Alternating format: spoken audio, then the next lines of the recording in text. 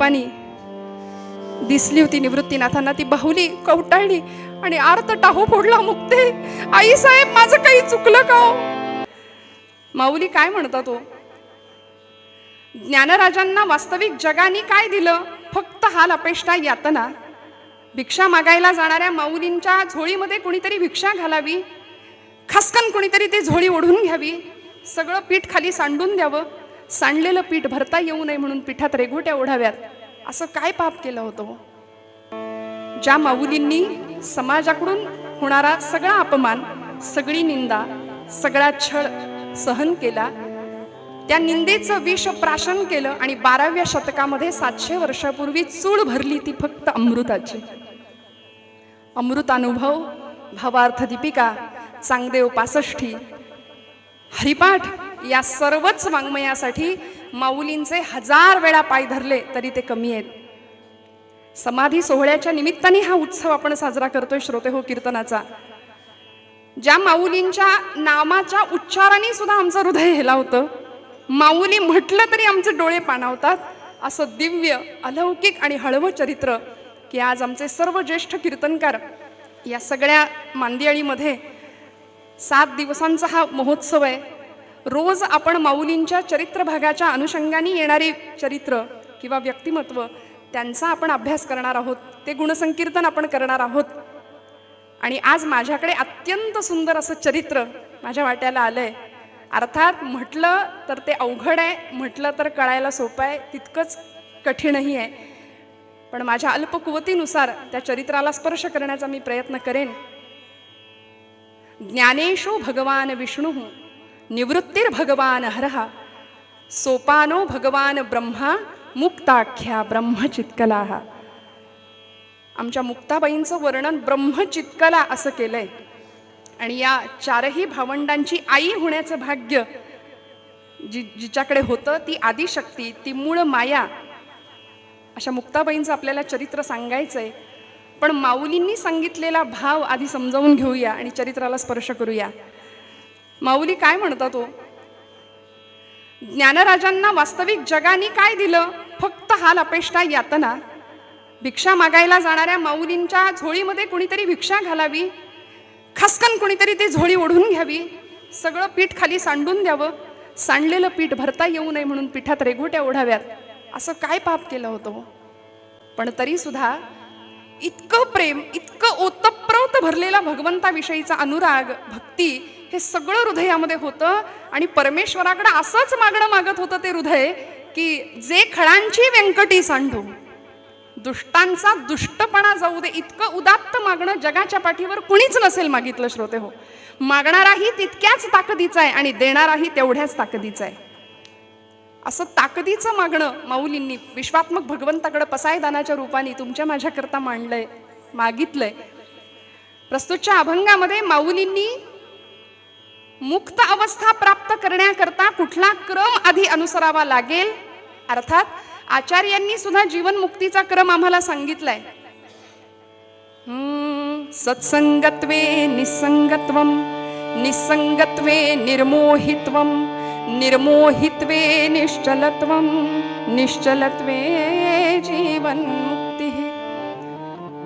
जीवनमुक्त स्थितीला पोहोचायचं असेल तर आपल्याला निश्चल व्हावं लागेल. निश्चल होण्याकरता आपल्याला निर्मोही व्हावं लागेल. निर्मोही होण्याकरता आपल्याला निसंगी व्हावं लागेल आणि निसंग होण्याकरता आपल्याला सत्संग करावा लागेल. माऊलींचा हरिपाठातलाच अभंग आहे. संतांचे संगती, मनोमार्ग गती, आकळावा श्रीपती येणे पंथे. हा जो पंथ आहे ना तो भक्तीचा. माऊलींनी काय, समर्थांनी काय, आमच्या अनेक संत मांदियाळींनी हाच पंथ आम्हाला सोपा करून शिकवला. म्हणून समर्थ सुद्धा म्हणतात, मना सज्जना भक्ती पंथेची जावे.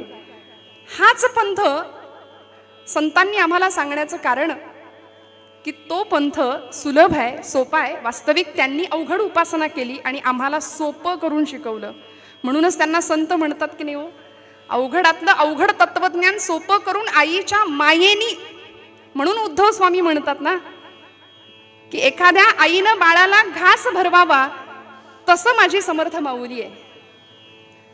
इतक्या प्रेमाने संत आम्हाला भक्तिज्ञान शिकवतात. आणि आज आमच्या ज्ञानोबा माऊली प्रस्तुतच्या अभंगामध्ये आम्हाला भावमहात्म्य तर सांगताच, सांगतातच, पण पारमार्थिक जीव ज्या मुक्तीसाठी तळमळतोय, ज्या मुक्तीसाठी धडपडतोय, ती मुक्ती अशी सहज नाही मिळणार.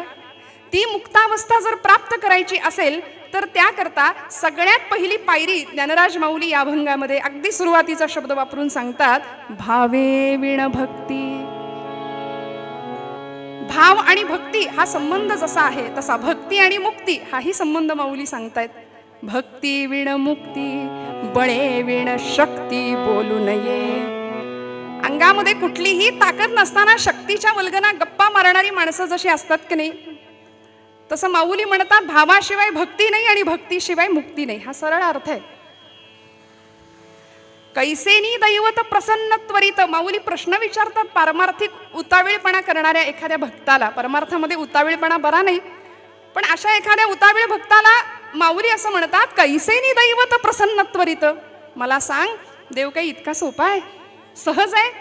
तू भक्तीला लागशील आणि लगेच परमात्मा असा समोर उभा राहील, एवढं सोपं आहे का हो? असं नाहीये. माऊली म्हणतात, उगार आहे निवांत शिणसी वाया. उगा निवांतर आहे, वाया का शिणतोयस, का कष्टतोयस?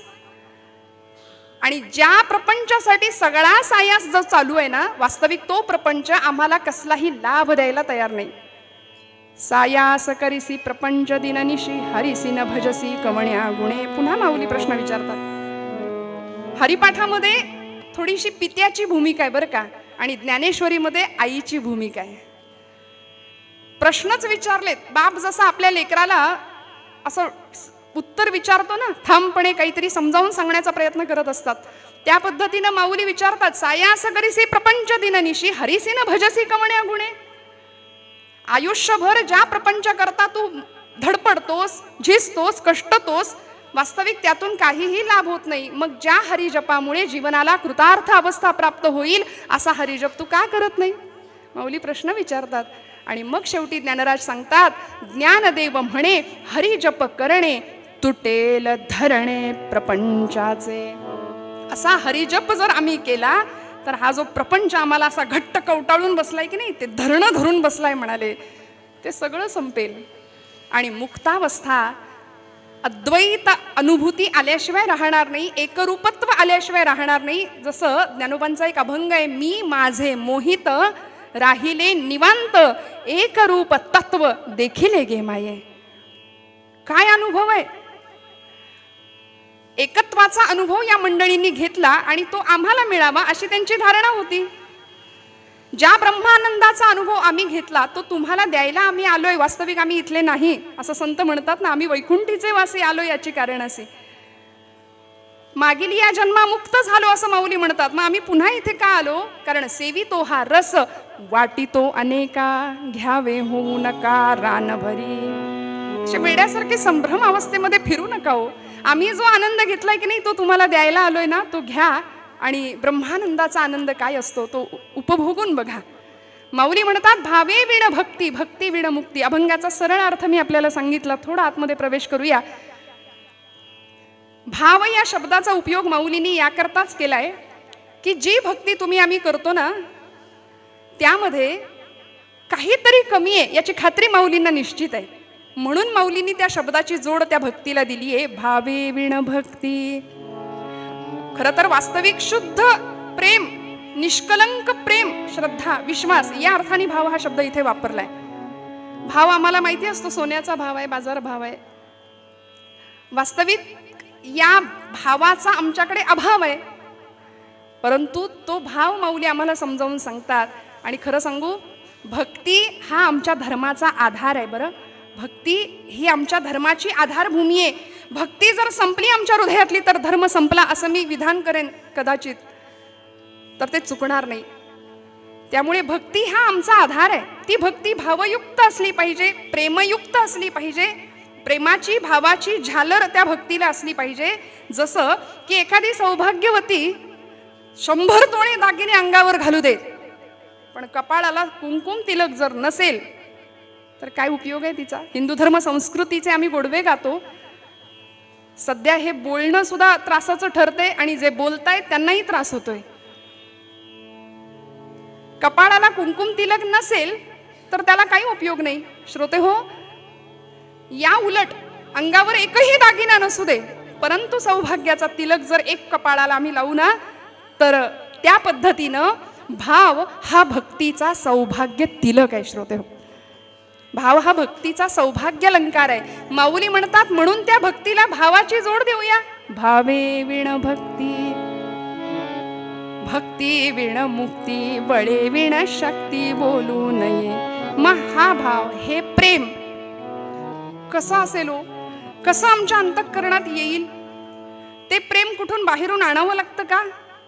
अहो, प्रेमाची, भाव हा प्रेम या अर्थानेच माऊलींनी जर शब्द वापरलाय, तर आमच्या भक्तीतलं प्रेम कुठे आटलंय? आमच्या भक्तीमध्ये प्रेम नाही का? आम्ही जी भक्ती करतो ती सकाम भक्ती करतो. श्रोते हो, संतांनी निष्काम भक्तीची अपेक्षा आमच्याकडून केली आहे, आणि ही भक्ती फलद्रूप होते. भावयुक्त अंतःकरणाने केलेली भक्ती फलद्रूप होते, फळते, रुजते, आणि तेव्हाच ती मुक्तावस्थेला प्राप्त करते, तेव्हाच ती मुक्त अवस्था प्राप्त करून देते. आणि असा भाव, असं प्रेम हृदयामध्ये येण्याकरता आधी प्रेम म्हणजे काय समजून घ्यायला लागेल. अलीकडं प्रेमाच्या व्याख्या, प्रेमाच्या कविता भरपूर आम्हाला बघायला मिळतात, पण अहो, प्रेम तुम्ही आम्ही काय सांगणार आणि काय अनुभव घेणार प्रेमाचा? या प्रेमाचं, या भक्ती प्रेमाचं स्वरूप देवर्षींनी भक्तिसूत्रामध्ये सांगितलं. अनिर्वचनीयम. कसं आहे प्रेम? भक्ती प्रेम कसं आहे? त्याचं निर्वचन करता येत नाही, वर्णन करता येत नाही. प्रेम स्वरूपम. भक्ती कशी आहे? मुका स्वादनवत. साखरेची गोडी. साखर खाणाऱ्या माणसाला जर विचारलं कशी आहे रे साखर, तो म्हणेल गोड आहे. गोड म्हणजे नेमकं काय रे, त्याला नाही सांगता येणार, ती चाखून बघावी लागेल. त्या पद्धतीनं प्रेमाचं, भक्तीचं स्वरूप आहे श्रोते हो, की जे अनुभवावं लागेल. ही प्रेमयुक्त भक्ती आम्हाला अंतःकरणात मुरवावी लागेल. यापुढे जाऊन देवर्षी आम्हाला सांगतात प्रेमाची व्याख्या. मी म्हटलं तुम्ही आम्ही काय सांगणार प्रेमाची चर्चा आणि काय करणार? आज जे प्रेमाचं बिभत्स स्वरूप आम्ही आजूबाजूला पाहतोय, त्याच्यातून काय पुढे परिणाम होत आहेत ते वर्तमानपत्र आम्हाला सांगतात. मी वेगळं सांगायची गरज नाही. लव जिहाद सारख्या सामाजिक प्रचंड मोठ्या गंभीर प्रश्नांना सामोरं जावं लागतं आमच्या धर्माला. का? प्रेमाचा वास्तविक सरळ साधा सोपा अर्थ नाही आम्हाला समजला. आमच्या आर्य सनातन वैदिक हिंदू धर्मावर आम्ही प्रेम करावं, संतांच्या वाङ्मयावर आम्ही प्रेम करावं, भगवंताच्या नामावर आम्ही प्रेम करावं. श्रोते हो, कशाला प्रेमासाठी दुसरीकडे जावं? देवर्षींनी या प्रेमाचं वर्णन, या प्रेमाचं स्वरूप सांगितलंय. गुणरहितम, गुणरहितम, कामनारहितम. प्रेम कसं आहे हो? गुणदोषांच्या पलीकडचं आहे. कुठल्याही प्रकारची इच्छा प्रेम करत नाही, भगवंताकडून काहीही नको. कसं प्रेम आहे भगवंतावर? प्रतिक्षण वर्धमानम. प्रत्येक क्षणाला वाढणार आहे. अनुभव रूपम, सूक्ष्मतरम, अविच्छिन्नम. देवर्षी नारद या भक्तीचं स्वरूप सांगतात. कधीही न संपणारं, सतत वर्धमान, वाढतं राहणारं, आणि ते अनुभव घेण्यासारखं असं प्रेम. तदर्पिता खिलाचारता तद्विस्मरणे परम व्याकुलता इति. देवर्षी म्हणतात की जरा जरी विस्मरण झालं ना भगवंतांचं, तरी असा जीव व्याकुळ कासावीस झाला पाहिजे, अशी भक्ताची अवस्था असते बरं. आणि म्हणून भक्तीचे प्रकार आपल्याला भागवतामध्ये सुद्धा भक्त प्रल्हादांनी सांगितले, ते प्रसिद्ध आहेत.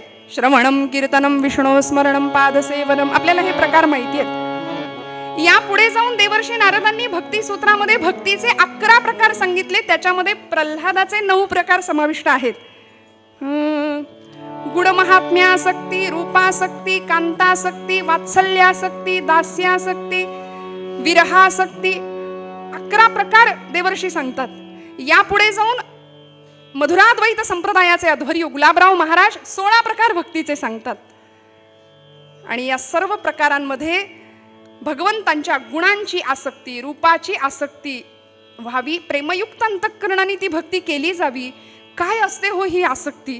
काय असतं हे प्रेम? म्हणून यथाव्रज गोपिकानाम देवर्षींना का लिहावंसं वाटलं, का सूत्र सांगावंसं वाटलं? कारण इतकं प्रेम की ज्यांच्यासाठी भगवंत रडत होता. एवढंच नाही, तुका म्हणे त्याचा देव सर्व भार चालवी कामार होऊन या. भगवंत प्रसंगी अशा भक्तांचा दास होतो. कामार म्हणजे सेवक, सेवक होतो, गडी होतो. वाटेल ती कामं अशा भक्तांच्या घरी भगवंतांनी केलेली आहेत. श्रोते, आपल्याला उदाहरणं माहिती आहेत. गोकुळामध्ये ज्यावेळी भगवान गोपाल कृष्णांचा जन्म झाला, भगवंतांची रूपासक्ती काय आहे बघा. जन्म झाला, आणि यशोदा माता म्हणाली, उत्सव म्हणावा उत्सव, गोकुळामध्ये भगवंत आलाय, गोपाळ कृष्ण, आणि त्याला बघण्याकरता सगळ्या गोकुळवासियांनी गर्दी करावी. ही गर्दी सगळ्या गवळणी अक्षरशः त्या नंदांच्या वाड्यासमोर मोठीच्या मोठी रांग लागावी. सगळ्या गोपी अगदी नटून थटून साज शृंगार करून कुठे आल्यात? कृष्णाला बघायला, भगवंतांना बघायला. नंदाचा नंदन देखिला, नंदाचा नंदन संत म्हणतात तेने वेधियले मन. असा राजस सुकुमार मदनाचा पुतळा, त्याच्या रूपाचं वर्णन करायला संतांना शब्द कमी पडावे इतकं वर्णन त्याचं केलंय. मग त्या रूपाला पाहण्याकरता सगळ्या गोपी आलेल्या आहेत आणि त्या सगळ्या गोपींच्या मध्ये अगदी 90-95 वर्षाची गवळण होती बरं का. एक गोपिका होती, ऐकलेला दृष्टांत आहे पण खूप गोड आहे, आवरत नाही मोह म्हणून सांगून पुढे जाणार आहे की अगदी 90-95 वर्षाची ती गवळण कृष्णाला बघायला आलीये. घाई गडबडीने आलीये की मलाही कृष्णाला बघायचंय. प्रत्येकीच्या हातामध्ये सोन्याच्या मोहरा आहेत, चांदीच्या मोहरा आहेत, काहीतरी धनधान्य आहे, काहीतरी वस्तू घेऊन त्याची दृष्ट काढायला प्रत्येक जण समोर आहे. उतावीळ झाली आहे त्याला बघण्याकरता. आणि ही 90 वर्षाची गवळण अशी रांगेमध्ये येऊन उभी आहे. तिने सगळ्यांकडे एकदा बघितलं, म्हणाली काय सजून धजून सगळे आलेत आणि मी मात्र अशीच आहे, अशीच आली आहे. त्याला काय वाटेल? ज्याला बघण्याकरता मी आली आहे त्याला नाही बरं वाटणार, मला पण छान तयार होऊन गेलं पाहिजे म्हणाल्या. म्हणून ती गवळण थकलेलं वय माघारी गेली घरी आणि आपला शृंगार करायला सुरुवात केली. बरं, शृंगार करायला सुरुवात केली. काय सजली असेल हो, आता ते वर्णन मी अजिबात नाही करणार. पण झालं असं, आपला जुना शालू तिने काढला, वय झालं होतं, शरीराला कंप सुटलेला, थोडंसं उलटा नेसला गेला बरं का, भरजरी किनार उलटी झाली, थोडंसं मेकअप करायला फसलं, जराशी चुकलं आणि झालं असं, होठो पे काजल नयनो में लाली. काय झालं, काय वर्णन आहे? होठो पे काजल नयनो में लाली, गालों पे टिकली लगाते चले, दीवानी बनी दीवानी बनी. आणि अशी तिचं ते प्रेम, तिची ती रूपासक्ती, भगवंताला बघायचंय आणि ज्याच्या समोर जायचंय त्याच्या समोर मी तयार होऊन जाणार, हा भाव अंतरीचा शुद्ध. आणि असा भाव घेऊन ती जेव्हा बाहेर रस्त्याने चालायला लागली ना, तेव्हा तिचे यजमान तिला समोर त्यांनी बघितलं, म्हणाले अरे बापरे ही आमचीच आहे वाटतं. आणि समोर गेले, म्हणाले अगो बाई काय कशी दिसतीयस, बघ तू काय अवतार केलायस तू तुझा. ती म्हणाली काय झालं, अजिबात चांगलं नाही दिसत आहे म्हणाले. कुठं कृष्णाला बघायला निघालीस ना, मग कशी तयारी केली आहे जरा आरशात बघ स्वतःला. त्या 90 वर्षाच्या गवळणीने जे उत्तर दिलं ना श्रोते हो, ते फक्त हृदयात ठेवूया. ती असं म्हणते की अहो मला माहितीये माझं सगळं चुकलंय, मला माहितीये माझं काहीतरी गडबड झालीये, पण आता खरं सांगू का, माझ्याकडे वेळ कमी आहे. भगवंतांना बघण्याआधी मी जर हे पुन्हा दुरुस्त करायला माघारी गेले आणि त्याच्यातच माझा प्राण गेला, त्याच्यातच मी संपले, तर त्याला बघायचं राहून जाईल. इतका सुंदर भाव या भक्तांकडे होता. म्हणून या गोपिकांसाठी भगवंत रडत होता द्वारकेमध्ये श्रोते हो. या गोपिकांच्या पायाची धूळ अंगाला लागावी म्हणून भगवंत व्याकुळ होत होते, कासावीस होत होते. आणि भक्तीचा अलंकारच हा आहे. मला सांगा, भक्त नाही तर भगवंत नाही. भक्ताशिवाय भगवंताला काय, कुठे जागा आहे राहायला, कुठे राहणार भगवंत भक्ताच्या अंतःकरणाशिवाय. त्यामुळे अशी भावयुक्त अंतःकरणाची भक्ती ज्ञानोबांना अपेक्षित आहे तुमच्या माझ्याकडून. पण आम्ही सकाम भक्ती करतो आणि आम्ही सगळे लवाड भक्त आहे. मला असं वाटतं भक्तीमध्ये नाही, सकामता नाही, निष्काम भक्ती संतांनी आमच्याकडून अपेक्षित केली. म्हणून ज्ञानराज म्हणतात भावे विण भक्ती, भक्ती विण मुक्ती. आणि भक्तीचा भावानी भक्ती फलद्रूप होणार आहे. आणि जर ती भक्ती फळली, रुजली, फुलली तर ती मुक्त अवस्थेला प्राप्त होणार आहे. तर आम्हाला मुक्त अवस्था प्राप्त झाल्याशिवाय राहणार नाही असं माऊली म्हणतात. हा भाव श्रोते हो जर आम्हाला जमला ना, तर पुढे जाऊन माऊली असंही आम्हाला सांगतायत, सायास करीसी प्रपंच दिननिशी हरिसी न भजसी कवण्या गुणे. जो प्रपंच सुख मिळवून देईल असं आम्ही वाटून घेतो आणि त्याच प्रपंचामध्ये गुरफटून राहतो. पुनरपि जननम पुनरपि मरणम पुनरपि जननी जठरे शयनम या चक्रामध्ये अडकतो. हे म्हणजे असं झालं, पाण्यामध्ये होडी सोडतो ना आम्ही कागदाची, त्या होडीचा तसा काहीच उपयोग नाही, ती तात्पुरतीच असते. ना त्या होडीमध्ये बसून आम्हाला प्रवास करता येतो, ना ती होडी आम्हाला कुठल्या किनाऱ्यापर्यंत घेऊन जाते. म्हणून माऊली सुद्धा ज्ञानेश्वरीच्या अगदी पहिल्याच अध्यायात म्हणतात, पै भक्ती एकी पै भक्ती मी जाणे, तेथे सान थोर न म्हणे, आम्ही भावाचे पाहुणे भलते या. येर पत्र पुष्प फळ हे भजावया मिस केवळ, या वाचोनी लाग निष्फळ भक्ती तत्व माऊली म्हणते. आणि अशा भक्तीला प्रेमाची जोड द्यावी. काय होता हो भाव, अनेक भक्तांच्या अंतःकरणातला भाव, ज्यांच्या घरी भगवंत राबले असे आमचे संत श्रेष्ठ एकनाथ महाराज. गिरिजाबाई पत्नीचं नाव. मला कधी कधी असं प्रश्न पडतो, कधी असा विचार मनात येतो की काय असेल गिरिजामाईंचा आणि एकनाथ महाराजांचा प्रपंच. श्रोते हो, ज्यांना शांती ब्रह्म असा दर्जा समाजाने दिला, समाजाने म्हटलं शांती ब्रह्म एकनाथ महाराज, ज्यांनी भागवत धर्म संप्रदायाची परंपरा खऱ्या अर्थी सनाथ केली असे संत श्रेष्ठ एकनाथ महाराज आहेत. गिरिजामाई त्यांच्या पत्नी, गावामध्ये अनेक प्रकारचे लोक होते. त्यापैकी असेही काही लोक होते की महाराजांना नाथांना छळणारे, नाथांची परीक्षा घेणारे. एकाला आपल्या मुलाची मुंज करायची होती, पैशांची गरज होती म्हणून गावातल्या लोकांकडे त्यांनी पैसे मागितले. गावातली मंडळी म्हणाली, तुला आम्ही पैसे देतो पण आमचं एक काम कर. काम काय? नाथांकडे जा आणि शांतीब्रह्म म्हणून घेतात ना स्वतःला, जग त्यांना शांतीब्रह्म म्हणतं ना, तर आता नाथांना राग आला पाहिजे असं काहीतरी कर, नाथांना राग येऊन दाखव. तो म्हणाला चालेल. गेला नाथांच्या वाड्यामध्ये, झाप झाप झाप झाप पावलं टाकत नाथ आपल्या देवघरात आहेत. आणि देवघरामध्ये भगवंतांच्या समोर बसून यस्य स्मरण मात्रेण जन्म संसार बंधनात विमुच्यते नमस्तस्मै विष्णवे प्रभ विष्णवे. विष्णू सहस्रनामाचं स्तोत्र पठण सुरू आहे. आणि तो गृहस्थ चपला घालून आतमध्ये गेलाय. बरं, चपला घालून आतमध्ये गेला. नाथांना राग येईल असं त्याचं वर्तन होतं, मुद्दाम हे करत होता. आणि नाथांनी स्तोत्र पूर्ण केलं आणि अगदी प्रेमाळू नजरेने त्याच्याकडे बघावं. म्हणाले, अहो काय हे तुमची अगतिकता बुवा, काय तुमची अगतिकता की देवघरामध्ये येण्याआधी चप्पल काढायचं सुद्धा तुम्हाला भान राहिलं नाही. काय प्रेम तुमच्या हृदयामध्ये, काय प्रेम मला भेटण्याचं. लोकांनी याला सांगितलं होतं, एक गृहस्थ नाथांच्यावर 108 वेळा थुंकला, त्यालाही नमस्कार केला नाथांनी, तरी राग आला नाही नाथांना. आता राग येऊन दाखव. याही परिस्थितीत नाथांचं शांती ब्रह्म हे नामाभिधान किंवा ही पदवी लोकांनी नाथांना दिलेली आहे, ती सार्थ झाली. पाहिलं, म्हणाला आता नाही, आता राग येईल असंच काहीतरी करेन. नाथांच्या घरी पंक्ती उठायच्या, जेवणाची पंगत बसलीये आणि स्वतः गिरिजामाई जेवण वाढतायत वाकून सर्वांना. पूर्वीचा काळ होता हो, आता आम्ही सुधारित झालो, सोफिस्टिकेटेड झालो, प्रचंड सुशिक्षित झालो. मला असं कधी कधी वाटतं नक्की उलटा प्रवास सुरू आहे की नक्की पुढे प्रवास सुरू आहे. कारण पूर्वीचा काळ बसणारा माणूस बसताना बसून जेवायचं, वाढणारा माणूस वाकून वाढायचं. आता उलटं झालंय, आता वाढणारा माणूस एका जागी उभा आहे, जेवणारा माणूस सगळीकडे फिरत फिरत फिरत फिरत जेवतंय. बुफे. गिरिजामाईंनी आग्रह करून करून प्रत्येकाला वाढावं. पंगत बसली आहे जेवणाची आणि हा जो गृहस्थ होता की नाही नाथांना त्रास द्यायला आलेला, तो आला धावत आणि गिरिजामाईंच्या पाठीवर असा चढायचा प्रयत्न करू लागला. श्रोते हो, नाथ महाराज बघतायत आपल्या गिरिजामाई पत्नीकडे आणि गिरिजा आई सांगतायत की अहो काळजी करू नका, हरीला लहानपणापासून असंच पाठीवर घेऊन वाढायची मला सवय आहे, लेकराला पडू नाही देणार, काळजी करू नका.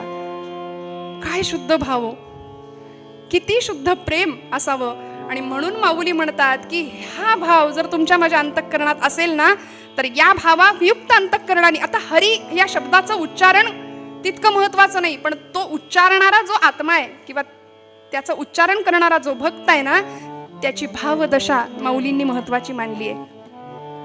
म्हणून भावे विण भक्ती, भक्ती विण मुक्ती, माऊलींनी हा क्रम सांगितला.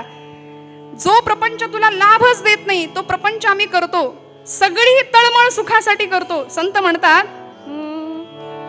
सुखा लागी करीसी तळमळ, सुखा लागी करीसी तळमळ, हो सुखा लागी करीसी तळमळ, सुखा लागी करीसी तळमळ, परी तू पंढरीशी जाय एक वेळ, परी तू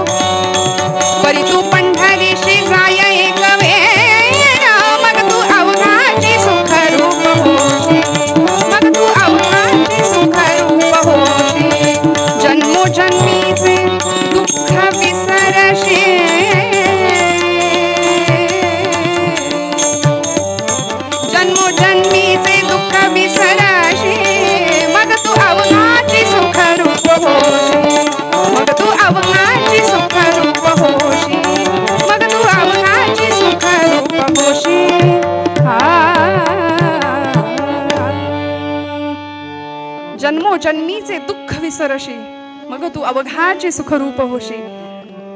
सद्गुरु मामासाहेब दांडेकर असं म्हणायचे की प्रपंचामध्ये सुख शोधणं म्हणजे मिरच्यांच्या बाजारात जाऊन खव्याचे पेढे मागण्यासारखं आहे. मिरच्यांच्या बाजारात गेल्यानंतर तिथे ठसकाच लागणार, डोळ्यात पाणीच येणार, हे गृहीतच धरावं ना. तिथे खव्याचे पेढे कसे मिळतील? तसा हा प्रपंच डोळ्यात अश्रूच आणणारा आहे. तो दुःख मूळच आहे. संसार दुःख मूळ, चहूकडे इंगळ, विश्रांती नाही कोठे रात्रंदिन तळमळ. माऊली म्हणते, ज्या प्रपंचासाठी सगळे सायास करतोस ना, तो प्रपंच बाजूला ठेवूया. पण आम्ही काय करतो? भगवंतांचं साधन बनवतो, भगवंताला साधन बनवतो आणि प्रपंचाचीच माळ ओढत बसतो. खरं तर खरा भक्त प्रपंचाला साधन बनवतो आणि भगवत स्मरण सतत करत राहतो. आणि म्हणून असं नाम, असा भाव, अशी भक्ती तुमच्या माझ्या अंतःकरणाला कळावी, जी प्रभू रामचंद्रांचे बंधू भरत त्यांना कळाली. शत्रुघ्न म्हणजे सावत्र, त्या भावांचा भाव काय होता आम्हाला बघावं लागेल. अंतःकरणातला असा भाव होता की ज्यावेळी प्रभूंना वनवास पत्करावा लागला, भरत आपल्या आईशी भांडले होते. या प्रसंगामध्ये मारावे तुझं वाटे म्हणून धावत गेले होते आईवरती हात उगारून. तेव्हा रामराय म्हणाले, माझ्या आईला काही बोलू नकोस भरता. इतकी व्याकुळता हृदयामध्ये निर्माण झाली होती भगवंताला भेटण्याकरता. आणि म्हणून भगवंतांना भरत सांगतात, माय गेले तात गेले भरत आता पोरका, मागणे हे एक रामा आपुल्या द्या पादुका. अशा भगवत भेटीची प्रचंड आतुरता भक्तांच्या अंतःकरणामध्ये होती. एक पद म्हणून मग आपण पूर्वरंग संपूया.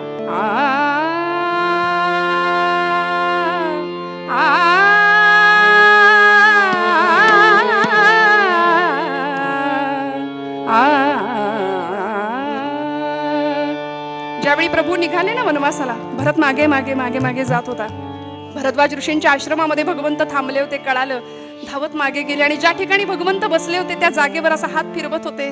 रामा, काय भक्ताचं लक्षण असावं. भागवतामध्ये नवयोगेश्वरांनी जनकाला भक्त लक्षण सांगितलंय. त्रिभुवन विभव हे तवेप्य कुंठ स्मृती रजितात्म सुरादिभिर्विमृग्यात न चलती भगवत पदारविंदा लव निमिषार्धमपी यस्स वैष्णवाग्रहा. वैष्णवाची व्याख्या, भक्ताची व्याख्या सांगितली आहे. आणि असाच भक्त हात फिरवतायत आणि रामाला सांगतायत, कधी भेटे वनवासी वियोगी रामचंद्राला, कधी भेटे वनवासी वियोगी रामचंद्राला, मला ते पाय अंतरले कुळाला काळी माला, कधी भेटेन वनवासी वियोगी रामचंद्राला.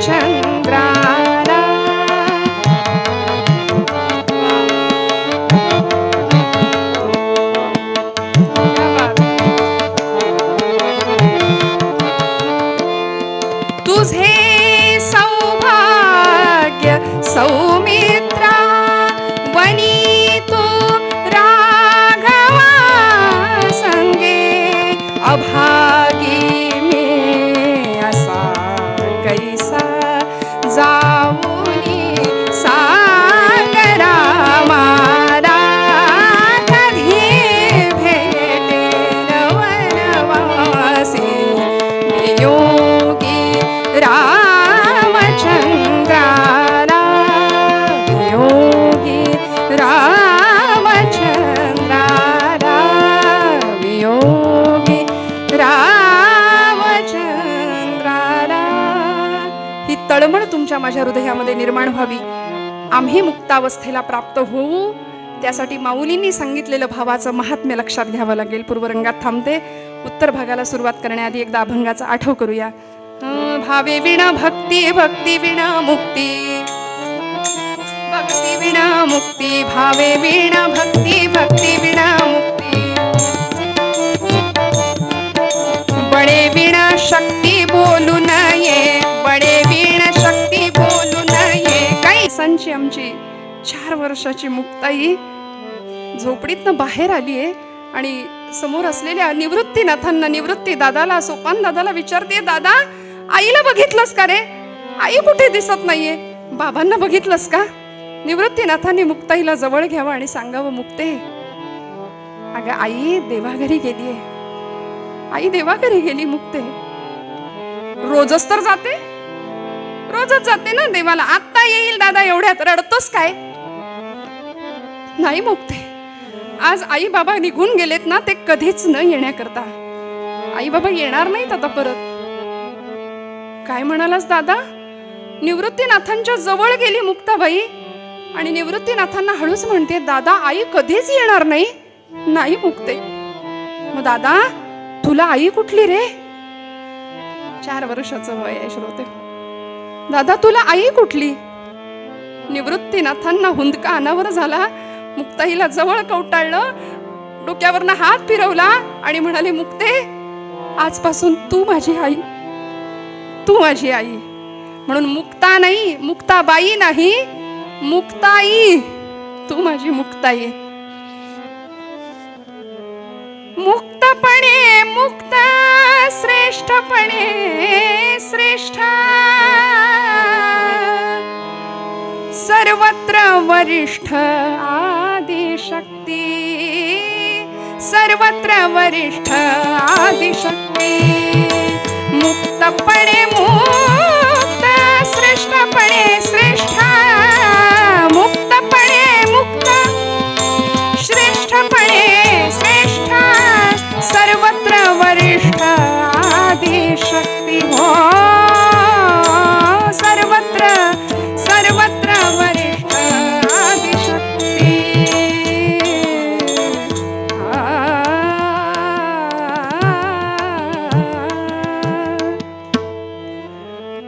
आई येणार नाही, बराच वेळ वाट बघितली असं कळालं. मात्र श्रोते हो, आपण पूर्वपीठिका 2 दिवसापूर्वीपासून ऐकतोय, ऐकलेली आहे यापूर्वी. विठ्ठलपंत म्हणजे साक्षात मूर्तिमंत वैराग्य आणि आई रुक्मिणी माता म्हणजे साक्षात भक्ती होती.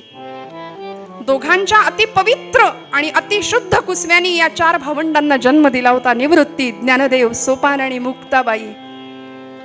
या 4 भावंडांची नावच जणू अशी होती की ज्या भक्तीच्या पायऱ्या ठराव्यात. आपल्याला माहितीये, प्रवृत्ती दूर केल्याशिवाय निवृत्ती नाही, त्याशिवाय ज्ञानप्राप्ती नाही आणि ज्ञानप्राप्तीशिवाय मुक्तीच्या गर्भागारात प्रवेश करण्याचा सोपान प्राप्त होत नाही. म्हणून परमार्थ तितकाही सोपान, हेच जणू काही या दोघांना सांगायचं होतं की काय. गुरु आज्ञेनुसार धारण केलेला संन्यास दूर केला आणि गृहस्थाश्रम स्वीकारला. त्यानंतर भगवंतांच्या इच्छेनुसार 4 मुलं जन्माला आली, निवृत्ती, ज्ञानदेव, सोपान आणि मुक्ताबाई. पण संन्याशाने प्रपंच करणं म्हणजे महत्पाप. समाजाने इतका त्रास दिला आणि आपल्या मुलांना आपल्या पश्चात उत्तम जीवन जगता यावं याकरता देहांत प्रायश्चित्त पत्करलं. रात्रीची वेळ, निबिड अंधकार, इंद्रायणी निस्तब्ध भातीये आणि अशा परिस्थितीमध्ये रुक्मिणी आईनी आपल्या 4ही भावंडांच्या केसावरून, डोक्यावरून हात फिरवला. मुक्ताईच्या गालावरून हात फिरवला. डोळ्यातला अश्रू घळकन मुक्ताईच्या गालावर ओघळला. मुक्ताईनं झोपेतच तो अश्रू पुसून टाकला. श्रोते हो, वात्सल्य पुसलं गेलं आणि पती बरोबर जावं लागलं. निवृत्तीनाथांना जाताना सांगून दिलं, निवृत्ती सगळ्यांना सांभाळ बरं, माझ्या मुक्तीला सांभाळ. कणखर आहे पण तिच्या ममताळूपणाचा अंत नाहीये. सत्पदते ब्रह्म, चित्पदते माया, आनंद पद जया म्हणती हरी. मुक्ताचं मुक्त असलेलं जीवन म्हणजे मुक्ताबाईंचं जीवन आहे. श्रोते हो, निळोबारायांनी त्यांचं वर्णन केलंय. नमो ज्ञानेश्वरा, नमो ज्ञानेश्वरा, निवृत्ती उदारा सोपान देवा. हे 1 चरण निळोबारायांसाठी, निळोबारायांनी सर्व भावंडांसाठी वापरलंय.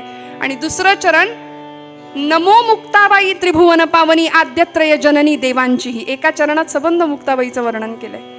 3ही देवांची आद्यत्रय जननी अशी ब्रह्मा विष्णू महेश यांचीही ती जननी, योग शक्ती, आदिमाया, मूळ माया, आदिशक्ती, ब्रह्म चित्कला, चैतन्याची कला असलेली मुक्ताबाई महाराज. 3 देवांची तर जननी होतीच, पण ब्रह्मा विष्णू महेश हे आहेतच. पण 3 देव तिने खऱ्या अर्थी कशा पद्धतीने घडवले बघा. नामदेव, ज्ञानदेव आणि चांगदेव. एक कच्चा होता, त्याला पक्क होण्याचा मार्ग शिकवला. एक कोरा होता, त्याला परिपूर्ण केलं, भरून काढलं. आणि एक तापलेला होता, त्याला शांत केलं. ज्ञानदेव, नामदेव आणि चांगदेव. आई येणार नाही म्हटल्यानंतर रात्री इंद्रायणी निस्तब्ध झाली. निबिड अंधकार. रात्र संपली, दिवस उजाडला आणि मुक्ताबाई वाट पाहून थकली आणि आई येणार नाही याची खात्री पटली. त्यावेळी या रखुमाईच्या लेकीनं टाहो फोडला. श्रोते हो, असं म्हणतामध्ये तो टाहो. आर्त करुणा भाकली भगवंतांची. आई आई म्हणून टाहो फोडला. सोपान काका रडतायत, ज्ञानदादा रडतायत. निवृत्तीनाथांनी सगळ्यांना जवळ घ्यावं. मुक्ते, ए ज्ञाना, ए सोपाना. आता रडायचं नाही बरं, आता रडायचं नाही. अरे वेड्यांनो, रडता कशाला? बघा बरं, समोरच्या पारावर ते चिमणीचं घरटं आहे की नाही. अरे काय झालं माहितीये, त्या घरट्यामध्ये त्या चिमणीची पिलं होती की नाही 4. काल रात्री एक मोठी घार आली आणि त्या पिलांना घेऊन निघून गेली. बरं, त्या आई वडिलांना घेऊन निघून गेली. पण तरी सुद्धा सांग मुक्ते, ती पिलं कशी दाणा टिपतायत. ती थांबली का? ती दाणा टिपतायत की नाही? मुक्ता, ज्ञाना, आपल्याला थांबून नाही चालणार. निवृत्ती दादा सगळ्यांना समजावतायत, मुक्ताईला समजावतायत. आणि मुक्ताईने एवढं ऐकलं. मात्र 4 वर्षाची परकरी पोर मुक्ताबाई आमच्या महाराज पटकन परकराचा ओचा खोवला, पाण्यात शेण कालवून आणि सडा टाकायला सुरुवात. ज्ञानदादा बघतो काय, अरे जा भिक्षा मागायला. निवृत्तीनाथ, ज्ञानदेव भिक्षे करता बाहेर पडले आणि सडा टाकणाऱ्या मुक्ताईकडं बघितलं. शेजारच्या कुंभारवाड्यातली लक्ष्मी आत्या धावत आली आणि पदराचा बोळा तोंडात कोंबूनच मुक्ताईला अक्षरशः हंबरडा फोडला. मुक्ते, काय झालं ग? आता सांत्वन कुणी कुणाचं करायचं? पण ही 4 वर्षाची आदिमाया ब्रह्मचितकला काय म्हणते माहितीये? लक्ष्मी आत्या, रडू नकोस ग. माझी आई म्हणायची, भरल्या घरात रडू नये, रडू नकोस ग. लक्ष्मी आत्या म्हणतीये, कुंभारीण होती शेजारची, त्यांनी सांगावं, लय सोसलं ग दोघांनी. मुक्ते आणि एवढ्यात ज्ञानदादा यावेत. ज्ञानदादांनी सांगावं, आत्या तू कुंभारीण ना ग, मडकी बनवतेस, घट बनवतेस. मला सांग, एका घटामध्ये गाईचं शुद्ध लोणी असतं, दही असतं, आणि एका घटामध्ये संस्कारासाठी वापरलेला जाणारा अग्नी असतो ग. घटा घटांचे रूप आगळे, प्रत्येकाचे दैव वेगळे. तुझ्या विना ते कोणा न कळे,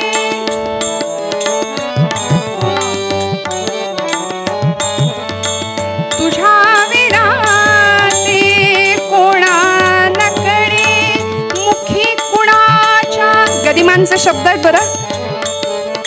मुखी कुणाच्या पडते लोणी, कुणामुखी अंगा तू वेळा कुंभार.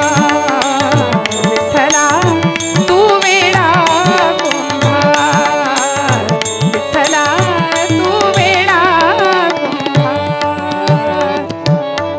फिरत्या चाकावरती देशी मातीला आकार. भगवंता, काय तुझी लीला. दिवसा मागून दिवस जातायत. ज्ञानदादा चौपदरी खांद्याला अडकून भिक्षेसाठी बाहेर पडायचे आणि गावामध्ये भिक्षा मागत मागत मागत एकदा महादेव भटांच्या वाड्यासमोर येऊन उभे राहिले. बरं, महादेव भट स्नानासाठी नदीवर गेलेत. ज्ञानदादा ओम भवती भिक्षां देहि असा आवाज दिला. आतून यमुना त्यांची पत्नी धावत बाहेर आल्या. म्हणाल्या, बाळा टेक हा जरासा. उन्हानं कोमजलेलं ते पोर पाहिलं. जरासा टेक, मी गुळ पाणी घेऊन येते म्हणून झपकन मागे वळल्या. ज्ञानदादा सांगतात, आई माते, गुळ नको, नुसतं पाणी आणा. गोडाधोडाची सवय नाही राहिली आता, फक्त पाणी घेऊन या.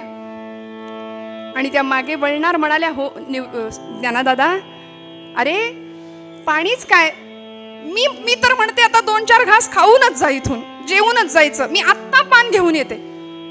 असं म्हणून त्या मागे निघाल्या. तेवढ्यात महादेव भटांची स्वारी. रागानं लालबुंद झालेला चेहरा, नदीवरून स्नान करून आलेले, आगीत आग पडली, आगडोंब उसळला आणि म्हणाले, अरे संन्याशाच्या कार्ट्या, तुम्हाला कशाला रे गोडाधोडाची सवय पाहिजे, कशाला रे जेवण हवंय, उठ चाल, चालता हो इथून. शिव हरे शिव हरे शिव हरे. स्नान करून आत्ता आलो आणि अभद्र पोराची अभद्र सावली माझ्यावर पडली, विटाळ झाला सगळा, चल चालता हो इथून, नको नको त्या बलगना. अरे संन्याशाच्या पोरांनी एकतर जन्माला येऊ नये आणि आलंच तर जगू नये, एवढं ऐकलं मात्र ज्ञानदेवांच्या कानामध्ये हे शब्द घुमले. डोळ्यातला तप्त अश्रू अंगणातल्या तप्त भूमीवर पडला आणि तिथूनच झपकन ज्ञानदादा मागे वळले. झाप झाप झाप झाप पावलं टाकत अश्वत्थ वृक्षाच्या दिशेने, इंद्रायणीच्या दिशेने चालायला लागले. अश्वत्थ वृक्ष, इंद्रायणी, सिद्धेश्वर सगळ्यांनीच मुसमुसणाऱ्या ज्ञानदादाला पाहिलं आणि येता येता झोपडीमध्ये आले. झोपडीचं दार घट्ट लावून घेतलं आणि आतमध्ये योगासनामध्ये, पद्मासनामध्ये बसले, ध्यानावस्थेमध्ये बसलेत. सगळ्यांनी झोपडीचा दार उघडण्याची विनंती केली आहे. दादा दादा दार उघडा, काहीच उपयोग होईना. निवृत्तीनाथ सांगतायत, ज्ञाना अरे असं कसं चालेल रागावून, दार उघड ज्ञाना. नाही. सोपान काका सांगतायत, दादा दार उघड, अरे नाही. मुक्ताबाई समोर आल्या आणि मुक्ताबाई महाराज सांगतात, दादा ए दादा, अरे असं रागवून कसं चालेल. आईच्या मायेनी सांगितलं बरं. खरं तर या तिघांची बहीण होती पण माता झाली आणि या सगळ्यात असून सुद्धा ती कायम मुक्त राहिली बरं. मुक्ताचं मुक्त असलेलं जीवन मुक्ताईचं जीवन आहे श्रोते हो. दादा अरे असं कसं चालेल, जग रागावलं म्हणून आपण राग धरायचा का. सगळीकडे भगवंत आहे असा तूच म्हणतोस ना. ईश्वर सर्वभूतानां हृद्देशेर्जुन तिष्ठति भ्रामयन् सर्वभूतानि यंत्रारूढानि मायया. तू म्हणतो ना वासुदेवम सर्वमिती, भगवंत सगळीकडे असं तू म्हणतोस ना. मग या जगावरती तू रागावलास तर कसं होईल. अरे आई म्हणायची, ज्ञाना या सगळ्यांना सांभाळ. दादा तूच जर असा रागवून गेलास तर महाराष्ट्राला ज्ञानेश्वरी कोण देईल मला सांग. मुक्ताबाई कान उघडणी करते आपल्या दादाची. सांग महाराष्ट्राला ज्ञानेश्वरी कोण देईल, आमच्या सगळ्यांचा कैवार कोण घेईल त्यांना. दादा दार उघड, दार उघडा दादा. आपण नाथ सांप्रदायिक आहोत, आपण योगी आहोत. आणि योगी कुणाला म्हणायचं हो, कुणाला म्हणायचं योगी. दादा अरे आपला आपणा लागला हात न करो नये खेद, जीभ दातांनी चाविली कोणे बत्तीशी पाडली. मुक्ताबाईंचे अभंग आहेत. वाणीचा ओघ कल्लोळू लागला, शब्दांनी अभंग रूप घेतलं आणि मुक्ताबाई ज्ञानदादाला सांगतेय, दादा अरे चणे खावे लोखंडाचे मग ब्रह्मपदी नाचे. आता तुला कशाला रे दादा मी हे सगळं सांगू, हे तूच आम्हाला शिकवलंयस. तूच नाही का शिकवलं सांग. काय रे उपयोग, मनभर राग आणि वरवर त्याग. काय उपयोग तुझ्या या असल्या रागाचा. दादा दार उघडा. कुणाला म्हणायचं योगी. योगी पावन मनाचा, योगी पावन मनाचा, योगी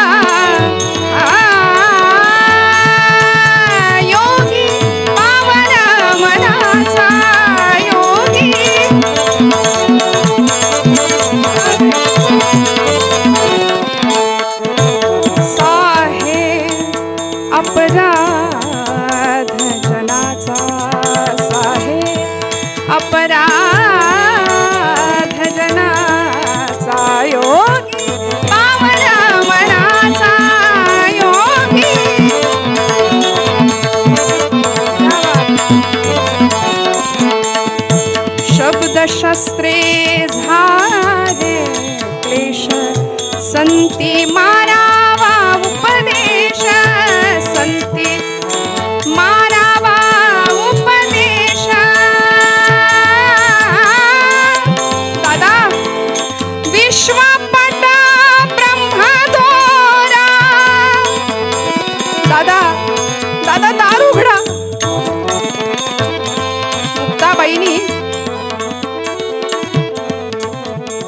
प्रसंगामध्ये तिच्या मुखातून जे शब्द आलेत ना श्रोते हो, ते ताटीचे अभंग म्हणून प्रसिद्ध आहेत.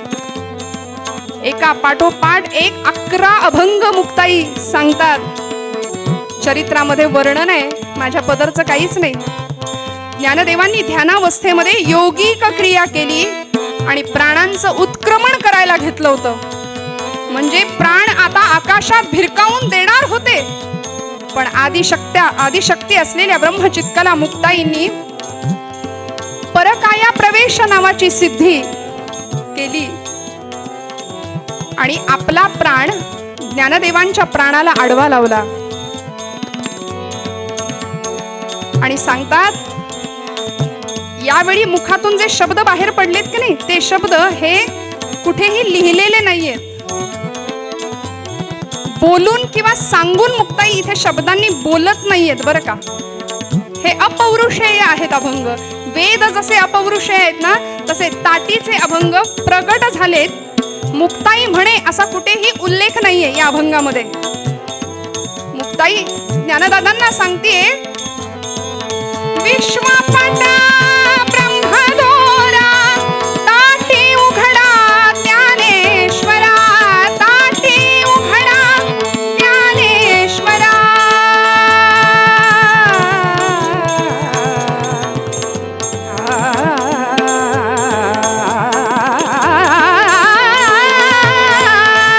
योगी पावन मनाचा योगी,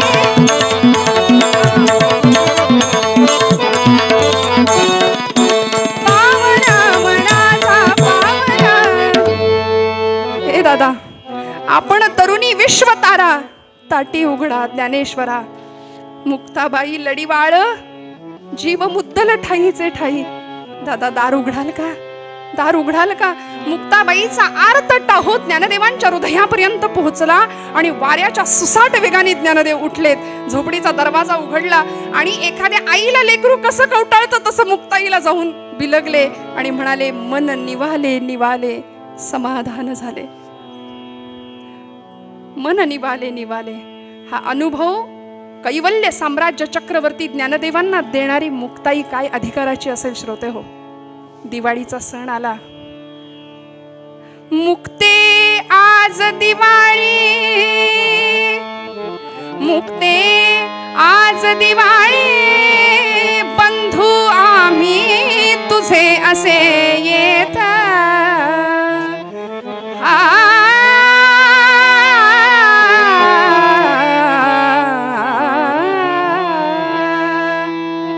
मांडे रुचिर करोनी, मांडे रुचिर करावे, सेवून राहू आम्ही आनंदात. रामा रामा रामा हरे हरे रामा रामा रामा रामा रामा रामा हरे हरे रामा रामा रामा रामा सीतापते रामा रामा रामा रामा रघोत्तमा रामा रामा रामा रामा हरे हरे रामा रामा. मुक्ता, आज दिवाळी आहे ग.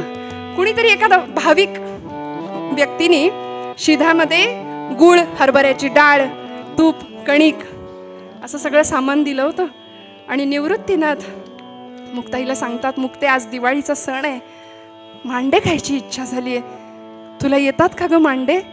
हात तिच्या दादा, एवढंच ना. अरे आईनं शिकवलंय मला. दादा मांडे येतात करता, पण साध्या तव्यावर मांडे होणार नाहीत रे. त्याकरता मडक्याचं मोठ्या गोल आकाराचं एक खापराचं रांधणं लागेल ना. आणि ते रांधणं आणायला धावत मुक्ताबाई कुंभारवाड्यात जाऊन कुंभार काकांना सांगितलं, काका माझ्या दादाला मांडे खायची इच्छा झाली आहे, देता का हो एक खापर. खापर घेतलं आणि येता येता रस्त्याने आनंदाने चालतीये. विसोबा चाटी नावाचे गृहस्थ आळंदीमधले समोर आले. कार्टे मुक्ते, अगं संन्याशाची पोरं तुम्हाला कशाला गोडधोड खायला पाहिजे. साधू म्हण होता ना स्वतःला, आणि गोडाधोडाची चटक जिभेची कशाला हवी. आणि इकडं ते रांधणं आणि इकडं ते खापर म्हणून ओढून घेतलं हिसकावून आणि खाली पाडलं, फुटून गेलं. रडत रडत मुक्ताई निघाली. ज्ञानादादा वाटेत भेटले. मुक्ते, काय रडतीस ग? डोळ्यात का पाणी?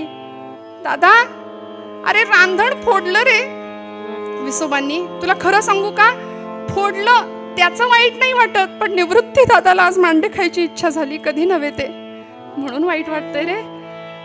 दादा काय करू रे आता, कसे मांडे खायला घालू दादाला? एवढंच ना मुक्ते, काळजी करू नकोस, चल तू मांड्यांची तयारी कर, आपण भाजूया मांडे. आणि निवृत्त मुक्ताईला घेऊन ज्ञानदादा आले. मग योग धारणा करूने ज्ञानदेवे पेटविला पंचागने. लाल बुंद ज्ञानदेवांची पाठ झालीये. मुखातनं आगीचे लोळ, आगीच्या ज्वाळा दिसतायत, आरक्त नयन दिसतायत माऊलींचे. आणि मुक्ताईनी पटापट मांड्यांची तयारी केली. मांडे थापले आणि श्रोते हो, माऊलींच्या पाठीवर मांडा टाकावा, टमकन फुगून वरती यावं. काय आनंद. इकडे विसोबा विचार करतायत, बघतोच कसे खातायत मांडे म्हणून आले होते. आणि झोपडीच्या त्या झरोक्यातून पाहतायत काय चाललंय आतमध्ये. आतमधला तो चमत्कार पाहिला. सगळे जेवायला बसले श्रोते हो, आणि विसोबा असे त्या झरोक्यातून बघतायत आतमध्ये. मनामध्ये विचार करतायत की हा अमृताचा प्रसाद जर मला मिळाला ना तर सगळी पाप धुवून जातील. पश्चाताप होतोय. आणि मुक्ताबाईंच्या लक्षात आलं, मुक्ताईंनी तिथूनच आवाज दिला, विसोबा असे खेचरासारखे काय उभे आहेत तिथे? खेचर म्हणजे गाढव, त्यांचं नाव होतं चाटी खरं तर, पण आम्ही त्यांना विसोबा खेचर म्हणतो. मुक्ताबाई म्हणतात असे खेचरासारखे काय उभे? आणि अरे गाढवा असं आईच म्हणते की नाही, मुलाला आईच म्हणू शकते, तोच आईचा अधिकार आहे. मुक्ताबाईंनी हा उद्गार काढल्याबरोबर विसोबा अक्षरशः धावत गेले आणि दंडवत लोटांगण प्रणाम घातला सगळ्यांना. आणि आता इथे मुक्ताबाईंनी विसोबांना अनुग्रह केलाय. आणि मग ती शिष्य परंपरा पुढे नामदेवांपर्यंत गेली. मुक्ताई गुरु विसोबांनी नामदेवांना अनुग्रह केलाय पुढच्या काळामध्ये. श्रोते हो, हा मुक्ताईंचा आणि या चारही भावंडांचा चमत्कार पंचक्रोशीमध्ये सगळीकडे पसरतोय. आणि त्याच वेळी आपण ज्यांचं चरित्र पुढच्या काळामध्ये ऐकणार आहोत विस्ताराने, असे 1400 वर्ष जगलेले, योगी असलेले, 14 विद्या 64 कला प्राप्त केलेले चांगदेव. 64 कला होत्या, परंतु 65वी कला उकलुनी दावी आली असं वर्णन केलंय. चांगदेव म्हणे आजीची जन्मलो, गुरुपुत्र झालो मुक्ताईचा. चांगदेव म्हणे आजीची जन्मलो, गुरुपुत्र झालो मुक्ताईचा. या प्रसंगामध्ये निर्गुणाचे डहाळी पाळणा लाविला, तेथे सुत पहुडला मुक्ताईचा, चांगदेव महाराज म्हणतात. चांगदेव म्हणे आजीची जन्मलो, गुरुपुत्र झालो मुक्ताईचा. एकीकडं चांगदेव महाराज, एकीकडं नामदेव महाराज, विसोबा खेचर, आणि मग नामदेव महाराजांची परंपरा. हा सगळे प्रकार इकडे घडतायत, हे सगळे चमत्कार लोकांना कळतायत. आणि त्याच वेळी पंढरपुरामध्ये विठुरायाचा अत्यंत लाडका असलेला प्रेम भंडारी ज्याचं वर्णन आहे असे नामदेव महाराज, त्यांना पांडुरंग परमात्मा स्वतः सांगतायत की जे त्यांच्याबरोबर बोलायचे, खेळायचे, जेवायचे, त्यांनी सांगावं, नामया आळंदीला जा आणि या 4 भावंडांची भेट घे, दर्शन घे. नामदेव महाराज आळंदीला जातात. आळंदीच्या वाळवंटामध्ये नामदेवांचं कीर्तन रंगतं. पंढरीच्या लोकांनाही अभिमान, पाया पडती जन एकमेका. या न्यायाने प्रत्येक जण एकमेकांच्या पदस्पर्श करतोय, एकमेकांना नमस्कार करतोय. पण नामदेव महाराज काही केल्या वाकेनात. मुक्ताबाई चाणाक्ष असं पायाच्या अंगठ्यापासून केसापर्यंत, शेंडीपर्यंत अगदी सगळं अवलोकन केलं. आणि कळवळ्याने आदिशक्ती आईच्या अंतःकरणाने ज्ञानदादाला हळूच म्हणते, दादा अरे अरे अरे, अखंड जयाला देवाचा शेजार, कारे अहंकार गेला नाही. सतत देवाच्या जवळ राहतो हा, आणि याला वाटतं मीच मोठा, अजून अहंकार गेला नाही. निवृत्ती दादा म्हणतात, मुक्ते असं बोलू नको. अगो वेडे, यांनी देवाला वेड केलंय. देव यांच्याशी बोलतो, देव यांच्या कीर्तनात नाचतो, असं बोलू नकोस मुक्ते. मुक्ताबाई म्हणते, ए दादा, बाबा तुला घालायचा तर तू साष्टांग नमस्कार घाल, मला काही याच्या तोंडाकडे बघायची इच्छा नाही. दादा खरं सांगू का, हा पांडुरंगाचा लाडका भक्त आहे. ते लाडवलेलं लेकरू असतं की नाही आईचं एखादं, तसं यांचं झालंय.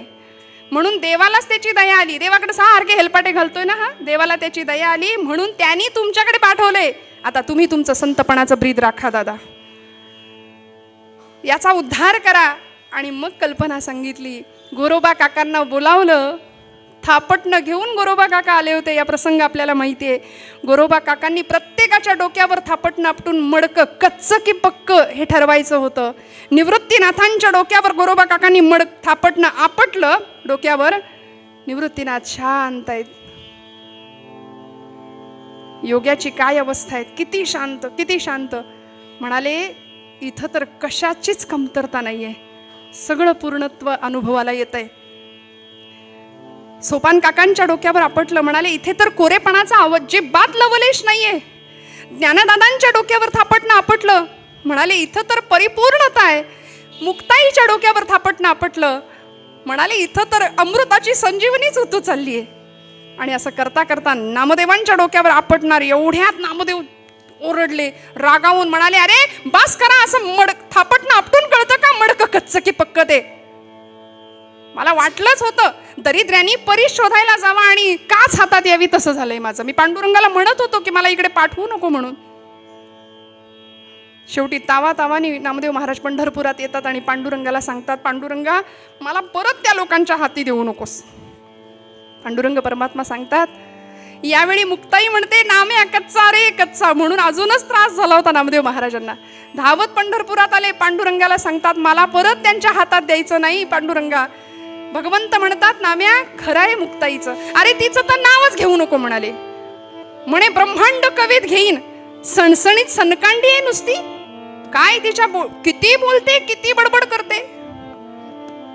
पांडुरंग म्हणतायत नाम्या खरं आहे मुक्ताचं, अजून तू कच्चा आहेस रे. तुला माझं ओतप्रोत ज्ञान झालेलं नाही. सर्वाभूती परमेश्वर आहे हे तू कीर्तनात बोलतोस, पण अनुभवाच्या पातळीवर जाणत नाहीस. आणि म्हणून मग आपल्याला माहिती आहे पुढे औंढ्या नागनाथला पाठवलं पंढरपूर भगवंतांनी, पत्ता दिला. तिथे विसोबा हेच विसोबा चाटी म्हणजे विसोबा खेचर तिथे भेटले. आणि मग मुक्ताईंची ही शिष्य परंपरा पुन्हा तयार झाली. विसोबांनी नामदेवांना तिथं अनुग्रह केलाय. असा अधिकार सगळीकडे चाललाय. पण बघता बघता काळ जवळ आला माऊलींच्या समाधीचा. श्रोते हो, ज्ञानदेवांनी पांडुरंगाची आज्ञा घेतली, परवानगी घेतली आणि म्हणाले आता देवा थांबवू नका, आता सगळं पूर्ण झालंय, ज्ञानेश्वरीचं लिखाण पूर्ण झालंय, आता मला समाधी घेऊ द्या. भगवंतांची परवानगी मिळवली आणि माऊली ज्ञानोबा राय समाधी घेण्यासाठी सज्ज झाले. माऊलींच्या समाधी समयी आळंदीमध्ये अक्षरशः जनसागर उसळला होता. सगळे लोक तिथे जमा झालेत. सगळे आकांत करतायत, रडून आक्रोश करतायत, टाहो फोडतायत. आणि मुक्ताबाई या सगळ्या जमावाला काय सांगत होती माहितीये? अरे आक्रोश काय म्हणून करता, रडता काय म्हणून? रडायचं त्याच्यासाठी ज्याचं जीवन कार्य अपूर्ण राहिलंय. रडायचं त्याच्यासाठी ज्यांनी भगवंतांनी दिलेल्या या पार्थिवाचं काहीच सार्थक केलं नाही. रडायचं त्याच्यासाठी अरे माझ्या ज्ञानदादा इतकं पूर्ण सुवर्णाचं आयुष्य कुणीच जगला नाही, कुणीच नाही. असं सुंदर आयुष्य माझं ज्ञानदादा जगलाय. रडता कशाला? उलट मागणं मागा वर्षत सकळ मंगळी, ईश्वरनिष्ठांची मांदियाळी, अनवरत भूमंडळी भेटतो भूता. असं मागणं मागा.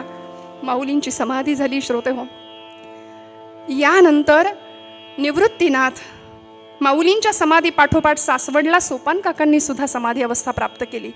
त्यानंतर निवृत्तीनाथ आणि मुक्ताईंनी नामदेवादी आदी सर्व मंडळी एकत्र आले आणि तीर्थयात्रेला बाहेर पडले. तीर्थयात्रा करता करता करता ही सर्व मंडळी जळगाव जिल्ह्यातलं कोथळी नावाचं गाव, इथे तापी तीरावर ही सर्व मंडळी आली. मुक्ताईंचा जन्म श्रोते हो घटस्थापनेचा आहे. आदिशक्ती मूळ माया ब्रह्मचित्कला वैशाख शुद्ध प्रतिपदा 1279 साल आहे.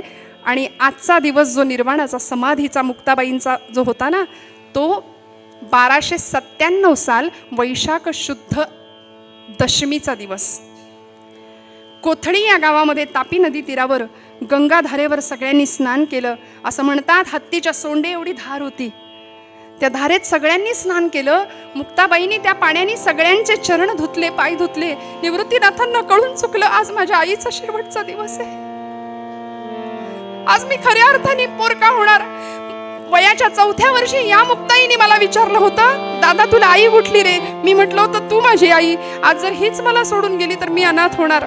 निवृत्तीनाथांना कळून चुकलं होतं. आणि या प्रसंगामध्ये त्या तापी नदीच्या वाळवंटामध्ये नामदेवांचं कीर्तन रंगणार होतं. सगळे कीर्तनाला निघालेत. मुक्ताबाईंना म्हणतायत निवृत्तीनाथ, मुक्ते चल कीर्तनाला बसूया. मुक्ताबाई म्हणतात नाही दादा, आज इच्छा नाहीये. स्नान केलं होतं, शुचिरभूत झाल्या होत्या. आज इच्छा नाहीये स्नान करण्याची, कीर्तनाला येण्याची. पण दादा खरं सांगू का, आज ज्ञानादादाची खूप आठवण येते. आज ज्ञानादादाची खूप आठवण येते रे मला. सगळ्यांना कीर्तनाला पाठवलं आणि एकट्या मुक्ताबाई तिथे थांबले तापी तीरावरती. आजही तिथे मुक्ताबाईंची मूर्ती प्रतिष्ठापना आहे, समाधी तिथे आहे आणि ते भव्य मंदिर आहे. मुक्ताबाई तिथे थांबल्या. नामदेवांचं कीर्तन एकीकडे सुरू झालं आणि अचानक सोसाट्याचा वारा सुटला. श्रोते हो, सोसाट्याचा वारा सुटला. विजांचा कडकडाट, प्रचंड धूळ उडाली.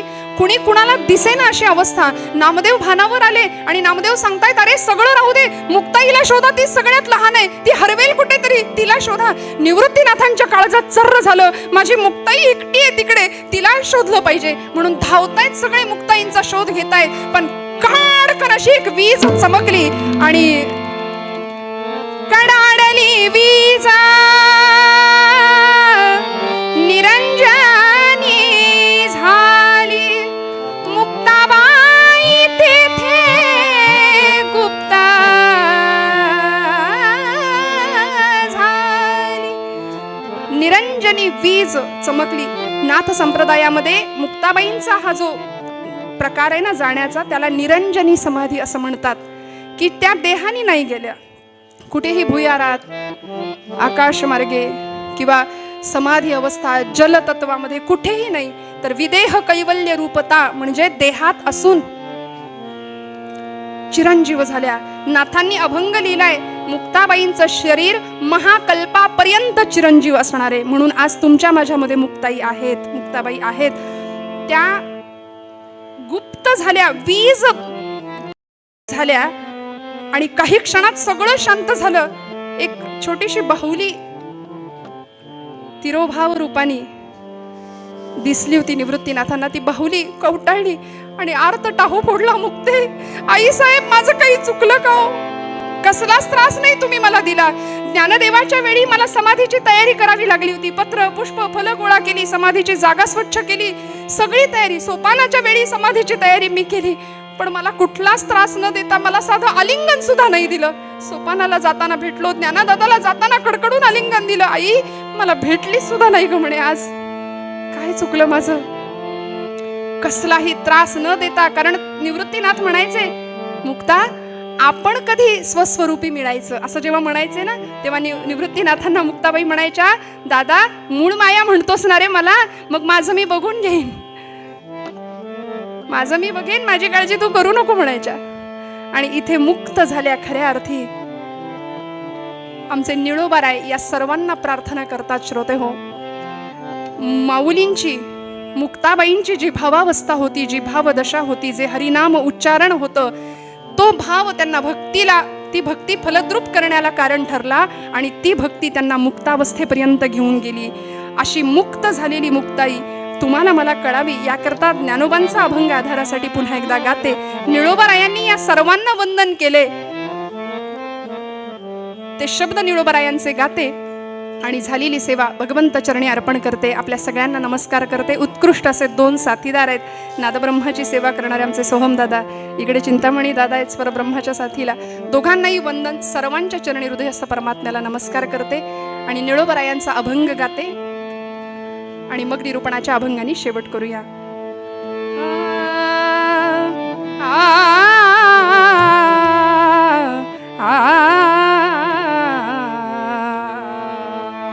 नमो ज्ञानेश्वरा, नमो ज्ञानेश्वरा, नमो ज्ञानेश्वरा, नमो ज्ञानेश्वरा. निवृत्ती उदारा सोपान देवा, निवृत्ती उदारा सोपान देवा. मुक्ताबाई नमो त्रिभुवन पावनी, मुक्ताबाई